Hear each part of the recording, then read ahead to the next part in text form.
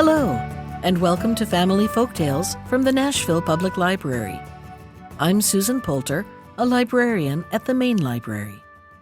Today's story is The Goat-Faced Girl, an Italian story found in Andrew Lang's Gray Fairy Book. There was, once upon a time, a peasant called Masaniello who had 12 daughters. They were exactly like the steps of a staircase, for there was just a year between each sister. It was all the poor man could do to bring up such a large family, and in order to provide food for them, he used to dig in the fields all day long.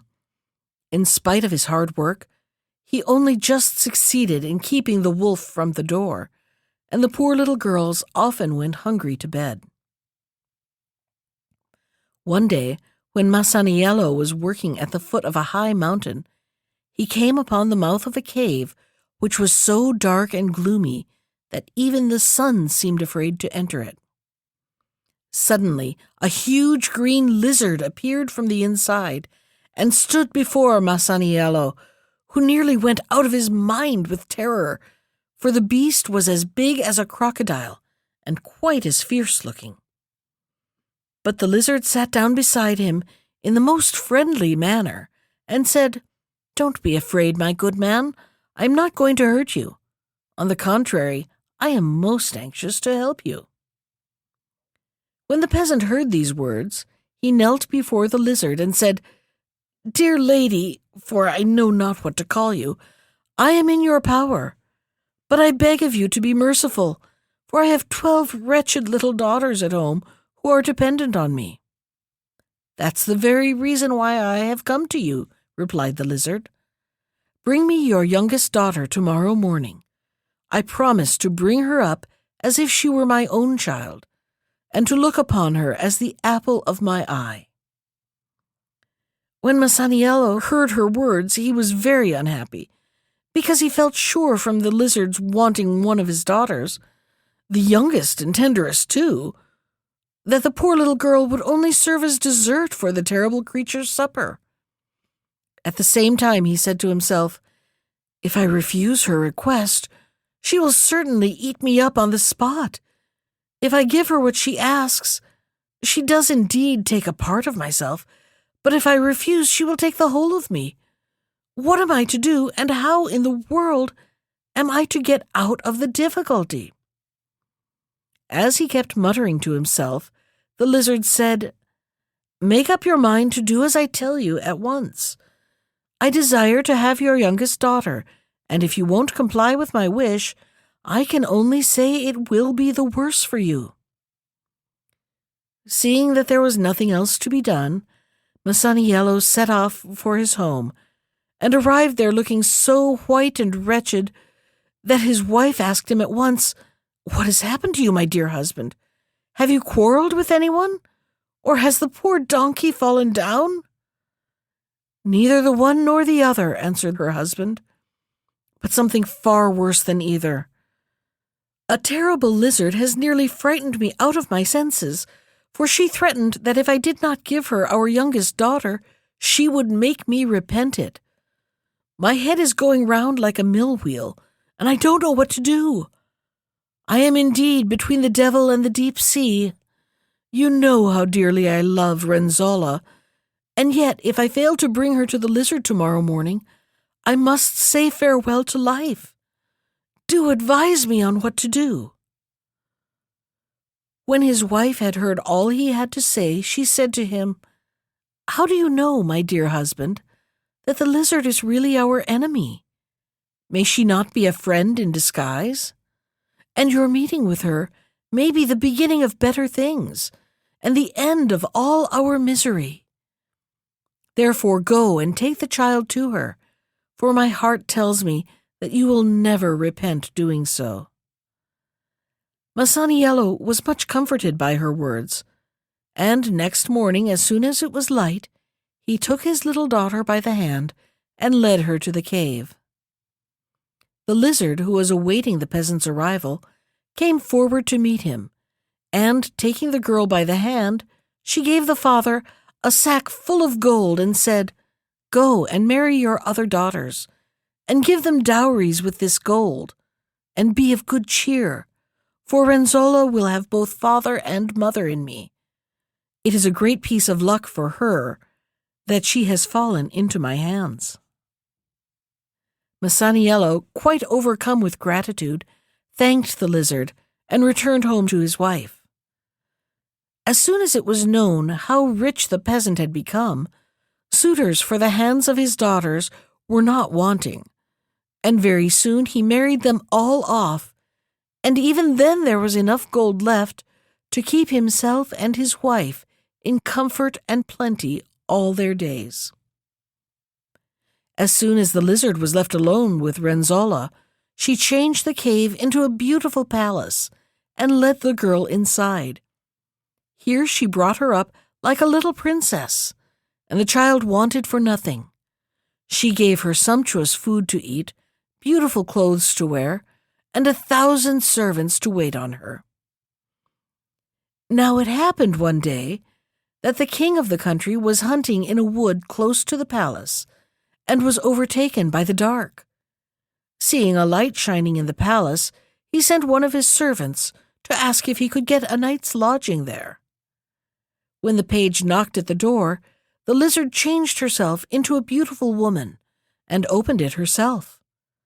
When she heard the king's request, she sent him a message to say that she would be delighted to see him and give him all he wanted. The king, on hearing this kind invitation, instantly betook himself to the palace, where he was received in the most hospitable manner. 100 pages with torches came to meet him, 100 more waited on him at table, and another 100 waved big fans in the air to keep the flies from him.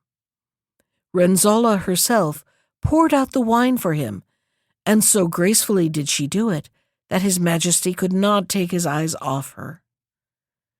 When the meal was finished and the table cleared, the king retired to sleep, and Renzolla drew the shoes from his feet, at the same time drawing his heart from his breast. So desperately had he fallen in love with her that he called the fairy to him and asked her for Renzolla's hand in marriage.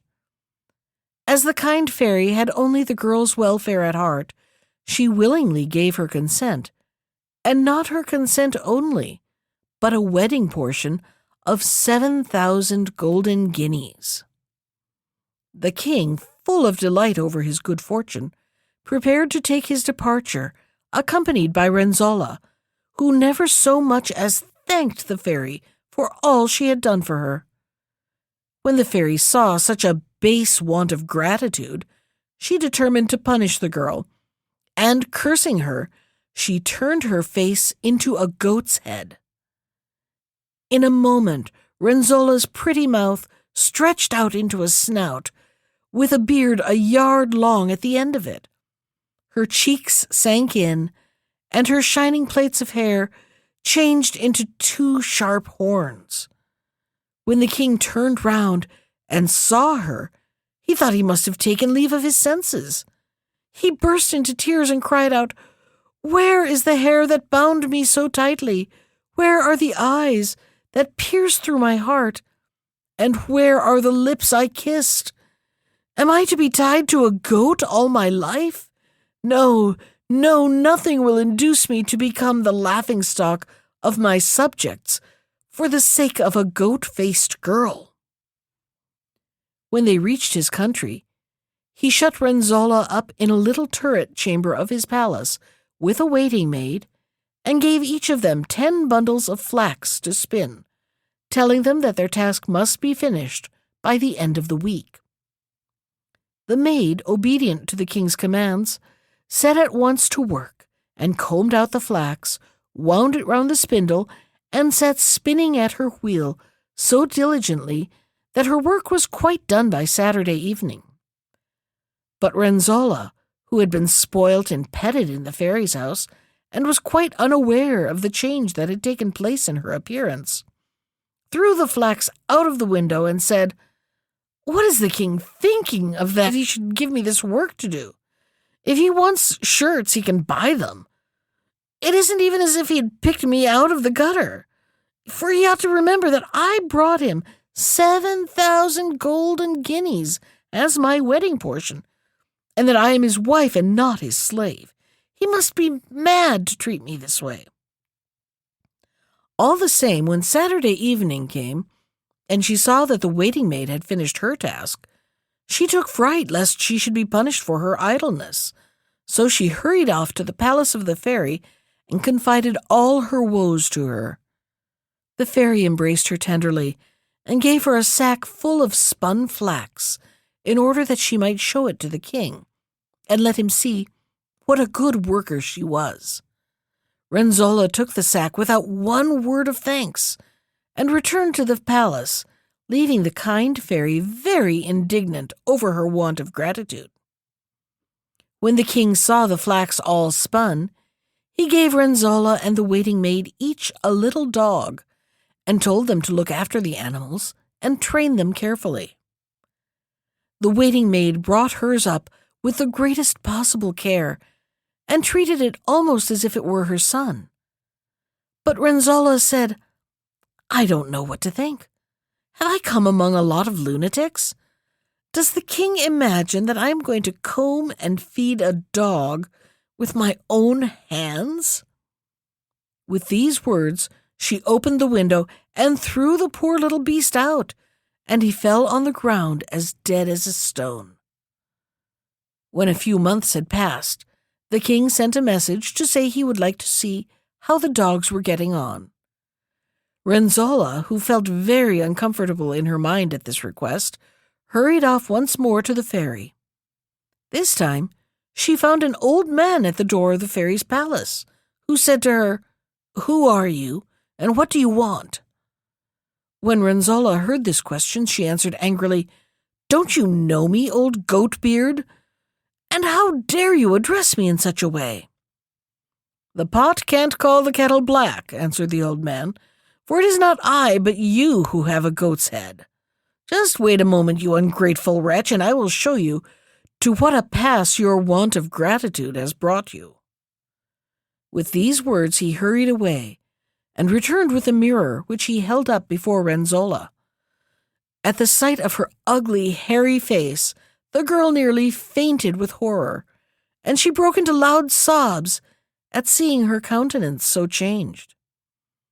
Then the old man said, "You must remember, Renzolla, that you are a peasant's daughter, and that the fairy turned you into a queen. But you were ungrateful and never as much as thanked her for all she had done for you. Therefore, she has determined to punish you. But if you wish to lose your long white beard, throw yourself at the fairy's feet and implore her to forgive you. She has a tender heart and will, perhaps, take pity on you."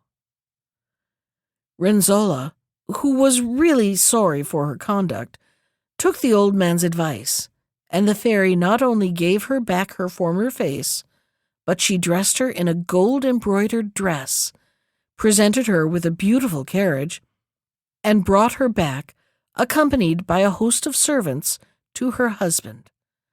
When the king saw her looking as beautiful as ever, he fell in love with her once more, and bitterly repented having caused her so much suffering. So Renzolla lived happily ever afterwards, for she loved her husband, honored the fairy, and was grateful to the old man for having told her the truth. That was The Goat-Faced Girl from Andrew Lang's Grey Fairy Book. Special thanks to Ginger Sands for our theme music. You can find more of Ginger's music at iTunes or on her website at www.gingersands.com. And if you'd like to comment on today's story, send me an email. I can be reached at susan.poulter, that's Poulter, @nashville.gov. Thanks for listening.